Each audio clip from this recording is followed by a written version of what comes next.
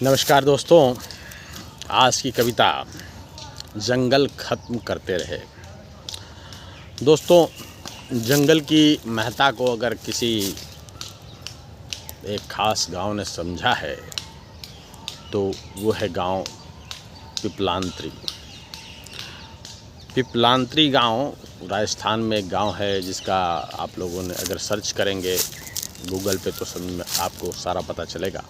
वहाँ पे हर बच्चे के जन्म पे पेड़ लगाए जाते हैं और भी कई उपलक्ष्य पे पेड़ लगाए जाते हैं, और सिर्फ पेड़ ही नहीं लगाते हैं, लोग उसकी सेवा भी करते हैं बच्चे की तरह। और वो गांव बहुत ही हरा भरा है राजस्थान में, जिसके ऊपर कई डॉक्यूमेंट्री वगैरह भी आ चुके हैं। उसी प्रकार सदगुरु जी ने जो नदी के बेसिन पे बहुत जंगल डेवलप किया है, तो बहुत ज़रूरी है आज के समय में कि हम जंगल की महत्ता को समझें। जो हमारी लाइफ लाइन है, हमारे जो प्रकृति के अंदर में इतनी चेंजेज आ रही है, प्रकृति दिन रात रौद्र रूप लेती जा रही है, उसके पीछे यही है कि पेड़ ख़त्म हो रहे हैं, जंगल ख़त्म हो रहे हैं। जो हमारी लाइफ लाइन हुआ करती है, नकली चीज़ कमाने में हम असली चीज़ खोते जा रहे हैं। तो कविता पाठ सीधे सीधे करता हूँ दोस्तों। कविता एक अपील है तमाम लोगों से, तमाम लोगों को झकझोरने की कोशिश है कि वो ज़रूर पिपलांत्री गांव की प्रथा को अपने गांव के अंदर में, अपने शहर के अंदर में जागृत करें। तो मैं कविता पाठ करता हूँ दोस्तों।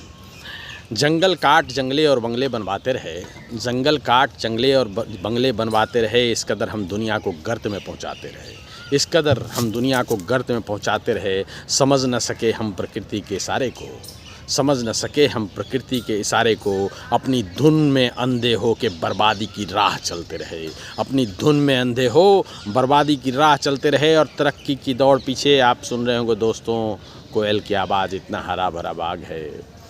यहाँ से मैं हमेशा फ़ोटोग्राफ्स डालता हूँ, तो जो आप सुन रहे हैं कोयल की आवाज़, वो इसलिए है कि यहाँ पे हर तरीके के पेड़ हैं। तो तरक्की की दौड़ में हम जानबूझ के बुनियाद खोखली करते रहे। असल पूंजी तो जंगल है, हम इसे काट काट हम कंगाल होते रहे। सोने हीरा जवाहरात रुपया और पैसा तो खा नहीं सकते, सोने हीरा जवाहरात रुपया और पैसा तो खा नहीं सकते। इन बेजान चीज़ों से तिजोरी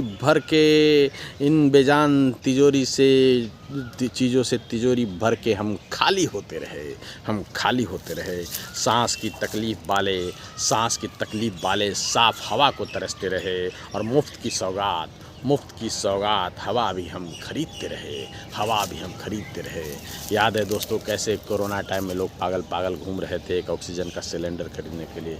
इवन 50-50 हज़ार रुपये भी लोगों ने एक ऑक्सीजन सिलेंडर का दिया। तो सोचिए, कोरोना ने झकझोर जगाया था, फिर से इंसानी ज़मीर सो गए।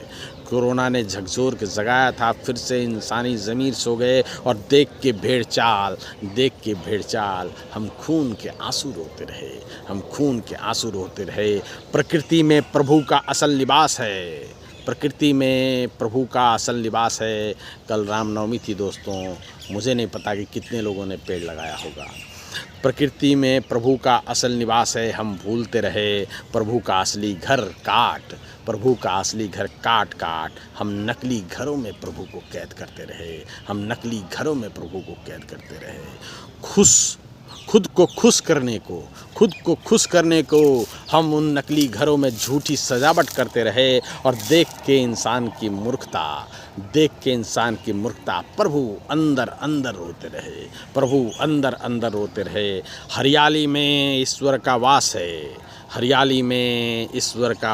है। हम चीख बताते रहे। और धर्म के उन्माद में न सिर्फ हम जंगल, पहाड़ों को भी बर्बाद करते रहे। और दीनहीन की सेवा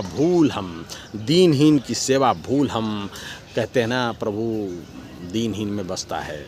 तो दीनहीन की सेवा भूल हम बड़े बड़ों को दर्शन करवाने में लगे रहे। बड़े बड़ों को दर्शन करवाने, पुलिस का अरेंजमेंट है, 50 तरीके के अरेंजमेंट है, भाई फलाने फलाने बड़े बड़े लोग आ रहे हैं मंदिर। अरे भाई मंदिर, भगवान सब जगह है, आपके अंदर भी है, तो पहचानिए उसको, मत भटकिए। अभी भगदड़ मच गई, कितने लोग मर गए। भाई आराम से जाइए, अगर दर्शन करना है तो अपनी सेफ्टी पहले ध्यान दीजिए। दीनहीन के सेवा भूल हम बड़े बड़ों को दर्शन करवाने में लगे रहे, और प्रकृति के रौद्र रूप के आगे हम अक्सर बौना बने रहे। और प्रभु की असल सेवा है, कहता हूँ दोस्तों कि प्रभु की असल सेवा है जंगल बसाना। ये सद्गुरु समझाते रहे।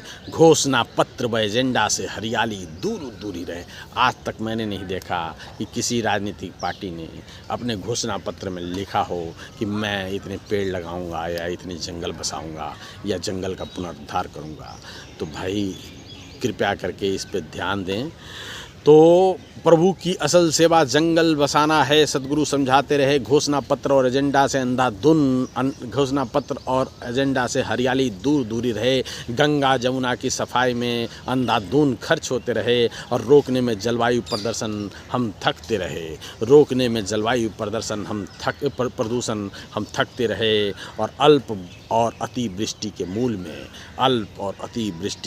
में वृक्ष क्षय है, ये समझाते रहे।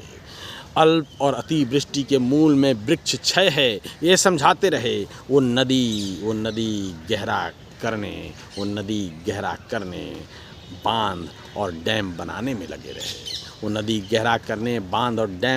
लगे रहे। अल्पकालिक उपाय को प्रकृति बार बार बता देती है। अल्पकालिक उपायों को प्रकृति हर बार धता बता देती है। और किसी को कुछ नहीं करना है, एक दूजे पे सिर्फ लांछन पे लांछन लगाते रहे। और हम आम जन को धरती बचाने का बीड़ा उठाने को जगाते रहे। हम आम जनों को धरती का बचाने का बीड़ा उठाने को जगाते रहे। और पिपलांतरी ग्राम की अच्छी प्रथा से सबको अवगत कराते रहे। शादी, तीज, त्योहार और जन्म पे वृक्ष लगा के सेवा करो। वृक्ष की सेवा करो। इस बात की मुहिम चलाने की बात हम सबसे करते रहे, और सभी से हम रिक्वेस्ट करते रहे। धन्यवाद दोस्तों। इस कविता को जन जन तक फैलाइए, और सबको कहिए कि एक कम से कम साल में अपने बच्चों के जन्मदिन पे एक पेड़ ज़रूर लगाएं और उसकी सेवा करें। धन्यवाद दोस्तों।